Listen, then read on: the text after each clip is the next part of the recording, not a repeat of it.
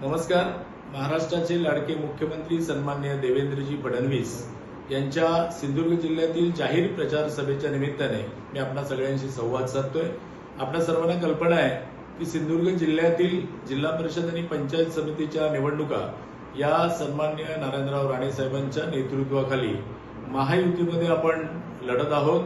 महायुतीमध्ये Bharatiya Janata party, Shiv Sena आणि राष्ट्रवादी अजित पवार गट हे घटक पक्ष सहभागी आहेत आणि या माध्यमातून जिल्हा परिषदच्या 50 जागा त्याचप्रमाणे पंचायत समितीच्या 100 जागा आम्ही लढवत आहोत। या निवडणुकीच्या प्रचाराच्या निमित्ताने महाराष्ट्राचे मुख्यमंत्री सन्माननीय देवेंद्रजी फडणवीस साहेब हे दिनांक 28 जानेवारी रोजी सिंधुदुर्ग जिल्ह्यातील कणकवली येथे दाखल होत असून कणकवली येथे दुपारी 3:30 वाजता जिल्हा उपरुग्णालयाच्या समोरील पटांगणावर त्यांची एक जाहीर सभा संपन्न होणार आहे।